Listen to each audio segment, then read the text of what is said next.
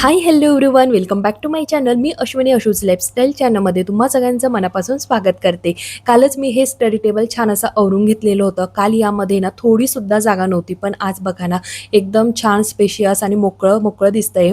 आणि या कप्प्यामध्ये थोडीसुद्धा जागा नाही, कारण सामानच तेवढं होतं. पण कसं तरी ना व्यवस्थित सेट करण्याचा प्रयत्न केला आणि तसा आवरून घेतलेलं. आणि दुसऱ्या बाजूला आहे ना तुम्हाला जे नथीचं दिसतंय ना, ते हळदी कुंकू ठेवायचं आहे, जे मला हळदी कुंकवाला संक्रांतीला भेटलेलं होतं, माझ्या फ्रेंडने दिलेलं. इतकं सुंदर आहे ना. आणि मी सध्या त्याचा वापर मस्त असा डेकोरेटिव्ह पीस म्हणून करते आणि खरंच खूप सुंदर दिसत होता. आज सकाळच्या स्वयंपाकाला मला तर सुट्टी आहे, नो स्वयंपाक, पण घरातली क्लिनिंग मात्र तेवढी करायचीच आहे. त्यामुळे ना मी पटापट आवरायला सुरुवात केली. स्टडी टेबलवर थोडासा पसारा राहिलेला आहे, काल कंटाळा आला म्हणून तो तसाच ठेवलेला. पण तो पसारा मात्र मला आज आवरून घ्यावाच लागणार आहे. तो मी दुपारनंतर आवरेल. पण आता बाकीची जी काही क्लिनिंग आहे ना ती करायला सुरुवात केली. बेडशीट व्यवस्थित झटकून घेतलं, उशा व्यवस्थित ठेवला आणि या टेबलवर मात्र सगळा चार्जरचा पसारा असतो. नित्य नियमाने मला दररोज तो आवरूनच घ्यावा लागतो. दररोज चार्जर ड्रॉवरमध्ये ठेवावे लागतात आणि संध्याकाळी पुन्हा ते वरतीच येतात आणि दिवसभर आपल्याला चार्जर लागतच असतं. पण जेव्हा त्याची गरज नसते ना तेव्हा मी त्याला लगेच ड्रॉवरमध्ये ठेवून देत असते. छान असं झाडून घेतलं, फरची पुसून झालेली आहे, घरातली सगळी कामं आवरून घेतली. मशीन सुद्धा मी लावून दिलेलं आहे. आता जेव्हा कपडे होतील तेव्हा सुकत टाकणार आहे. तोपर्यंत इकडे अहोनी मस्त गरमागरम इडली आणि मेदूवड्याचा नाश्ता मागवलेला होता. नाश्ता असा आम्ही शक्यतो कधी मागवत नाही किंवा बाहेर पण जात नाही, पण आज मात्र मागवलेला. पण खरं सांगू का, खूप भारी वाटत होतं. आयतं मायतं असं आपल्याला कोणी जेवायला किंवा नाश्ता दिला ना तर छानच वाटतं. मी आधी ना प्लेट्स वगैरे आणून दिल्या, तोपर्यंत आहोनी इकडे वाटीमध्ये ना जी काही चटणी वगैरे होती ना ती ओतून घेतली. आणि नंतर आम्ही सगळं मोठ्या प्लेटमध्ये इडली, मेदूवडे आणि अजून आहे ना दुसरे पण वडे होते बरं का, ते डाळींचे वडे असतात ते पण आणलेले होते. ते कमी होते, पण बाकी इडली थोडी जास्त आणलेली होती. तर मस्त मोठ्या प्लेटमध्ये ओतून घेतला आणि छोट्या छोट्या प्लेटमध्ये ना मस्त चटणी घेऊन आणि मस्त इडलीवर ताव मारला. आता इडली खाताना मात्र आहे ना आमच्या इकडच्या तिकडच्या सगळ्या गप्पा चालू होत्या. आपल्या बायकांच्या बाबतीत आहे ना एक गोष्ट मला तरी असं वाटतं की सेमच असते. म्हणजे आपल्याला जर एखादी गोष्ट माहीत झाली ना तर आपल्याला असं होतं ना, कधी ती अहोंना सांगू, कधी त्यांच्यावर ते शेअर करू. पण अहोंना तीच गोष्ट आपल्या आधी माहीत असते कधी कधी, पण ते आपल्याला कधीच होऊन सांगणार नाही की हो मला माहिती आहे की असं झालं. जेव्हा आपण त्यांना म्हणू ना की हे असं झालं तेव्हा ते सांगायला सुरुवात करतात. तुमच्या घरामध्ये असंच होतं का? आमच्या घरामध्ये तर असं नेहमीच होतं. आता सवय झालेली आहे आणि मला असं वाटतंय ना प्रत्येकाच्या घरामध्ये ही गोष्ट घडतच असेल. मी मात्र इथे ना सगळं सांगत होते, हे असं झालं, ते तसं झालं, माझी बडबड चालूच होती. आणि त्यांचं फक्त ऐकायचं काम चालू होतं आणि खाण्याचं काम चालू होतं. आणि मधून मधून फक्त हो नाही अशी उत्तरं मला येत होते. आणि आपल्या बायकांच्या पोटामध्ये ना कोणतीच गोष्ट अशी राहतच नाही. कधी बाहेर निघाल ना तर असं होऊन जातं, आपल्याला ॲसिडिटीच होते त्या गोष्टीची की नाही, तर असं काहीचं.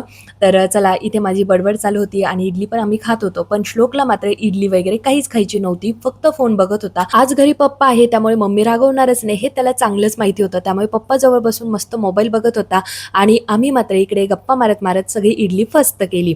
जास्त बडबड तर मीच करत होते.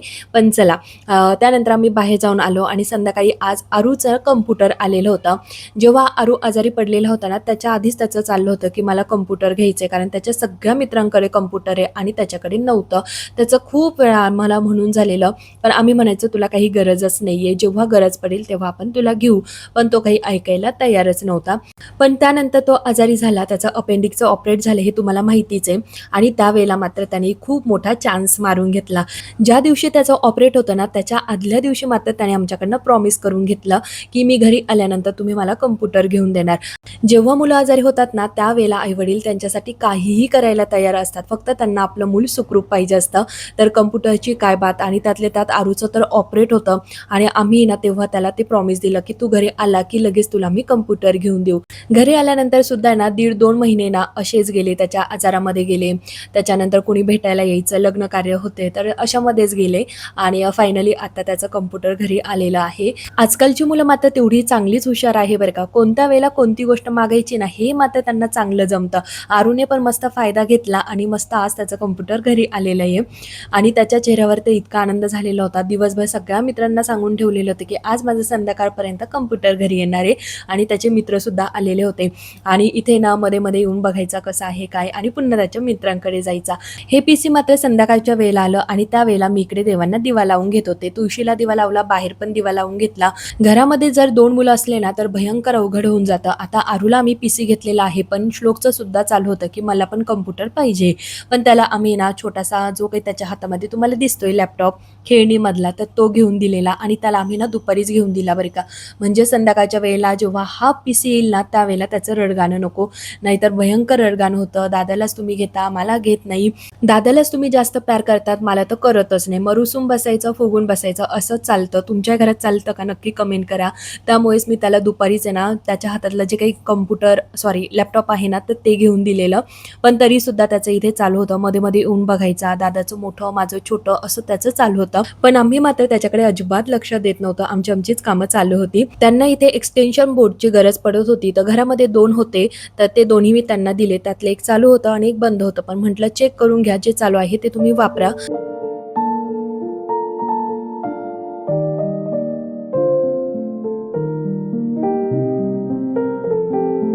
नवीन एखादी वस्तू घरी आली की ती कधी आपण वापरून बघू कशी आहे काय असं होऊन जातं, आपल्याला इतकी उत्सुकता लागून जाते.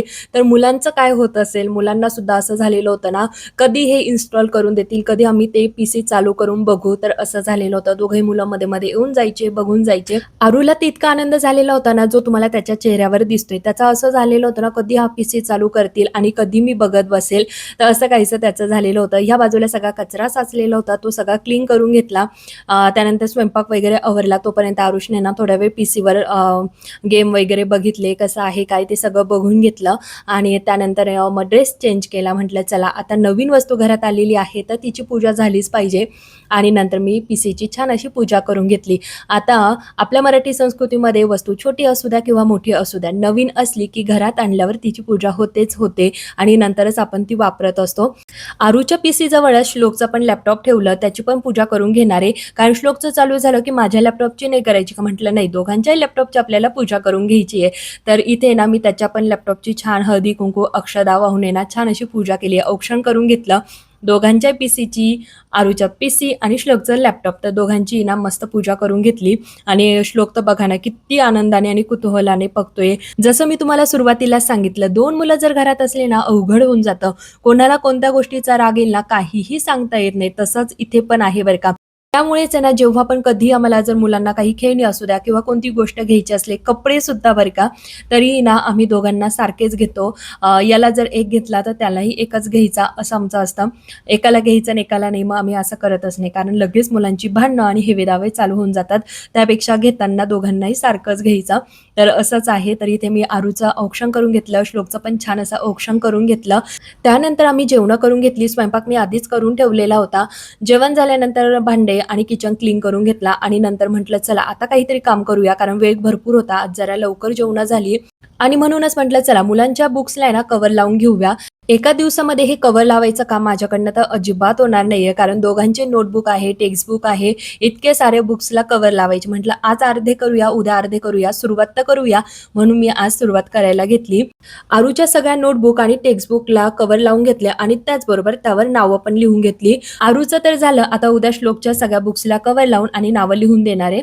म्हणजे माझं एक टेन्शन मिटून जाणार, कारण कंटिन्यू चालू होतं, मुलांचं स्टडी टेबल आवरायचं आहे, अजून बुक्सला कव्हर लावायचे, नावं लिहायचे, हे सगळं माझं चालूच होतं मनामध्ये आणि फायनली हे काम माझं उद्या पूर्ण होऊन जाणार. तर सुरुवात केली ना एकदा एखाद्या कामाला की लगेच होऊनच जातं, ते होत असते. पण जोपर्यंत आपण सुरुवात करत नाही ना तोपर्यंत मात्र मनामध्ये आज करू, उद्या करू, होईल का, आज जाऊ दे, आज नको, उद्यापासूनच करूया, असं आपल्या चालू असतं. तर तसंच माझं चालू होतं. फायनली आता उद्या या कामाला फुल स्टॉप लागणार आहे. त्या बाजूला मी व्हॅक्यूम क्लीनर वरती काढून ठेवलेला आहे. खरं सांगू का, व्हॅक्यूम क्लीनर नेमकी खराब झालेला आहे आणि मी ना रिपेअरिंगसाठी पण दिलेला होता, पण काही तो रिपेअर झाला नाही. आता उद्या आहे ना दुसऱ्या ठिकाणी नेऊन त्याला दाखवणार आहे. जर झाला रिपेअर तर ठीक आहे, कारण मी ज्यांच्याकडे आता रिपेअरिंगसाठी दिलेलं होतं ना त्यांचं असं म्हणणं आहे की तो व्हॅक्यूम क्लीनर आता रिपेअरच नाही होणार आहे, त्याचं काहीतरी पार्ट भेटत नाहीये. कदाचित जर तो पार्ट भेटणार असेल तर रिपेअरच होईल. बघू आता 1-2 ठिकाणी मी चेक करून बघेल. झालं तर ठीक आहे, नाहीतर मग मग बघू, काहीतरी होईल कदाचित रिपेअर असं मला तरी वाटतंय. होतो का नाही नक्की तुम्ही मला कमेंट करून सांगा. मला तरी असं वाटतं की होईल कदाचित रिपेअर, पण खरं सांगू का झालाच पाहिजे, कारण मला त्याची इतकी सवय झालेली आहे ना. जेव्हा पण मी क्लिनिंग करते ना तर त्याचा वापर करते आणि त्याच्यामुळे माझी कामं आहे ना भरपूर भरपूर सोपी होऊन गेलेली आहे आणि हे मी तुमच्यावर शेअरसुद्धा केलेलं आहे आणि खूप दिवसांपासून कपाट, त्यानंतर ज्या काही खिडक्या आहेत त्यातली जी काही घाण असते ना, तर ती सगळं माझं क्लीन करायचं अजून बाकी आहे. तरी मी वरच्या वर करते आहे. पण व्हॅक्यूम क्लीनरने जेव्हा क्लिनिंग करते ना, तेव्हा इतकं छान क्लीन होतं ना, जास्त झंझट वगैरे काहीच राहत नाही. पण आता त्याला रिपेअरिंगला जेव्हा मी टाकेल ना, तेव्हाच कळेल रिपेअर होतो की नाही असं. तुम्ही सुद्धा मला कमेंट करून सांगा. आरू इथे बसलेला होता. आता आरूला मी इथे मदतीला नाही तर गप्पा मारण्यासाठी बसवलेलं होतं. कारण जेव्हा पण मी एखादं काम करते आणि कुणी जर माझ्याबरोबर गप्पा मारायला असलं ना, तर माझी कामे ना खूप पटपट आवरली जातात. जरा स्पीड जो आहे ना, तो वाढला जातो.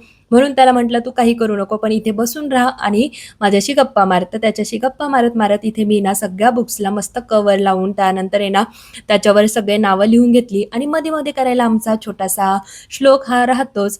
त्याने जर एखाद्या कामामध्ये लुडबुड नाही केली ना, तर ते काम आमचं पूर्णच होत नाही. आता आम्हाला त्याची सवयच झालेली आहे आणि रात्रीचे 11-12 वाजो तरीसुद्धा लहान मुलांना अजिबात झोप येत नाही. एवढी एनर्जी ह्या मुलांना कुठून येते काय माहिती. तर चला, कसा वाटला तुम्हाला माझा आजचा हा व्हिडिओ? आवडला असेल तर नेहमीप्रमाणे लाईक, शेअर, सबस्क्राईब, कमेंट्स करा. पुन्हा भेटूया पुढच्या व्हिडिओसोबत. बाय.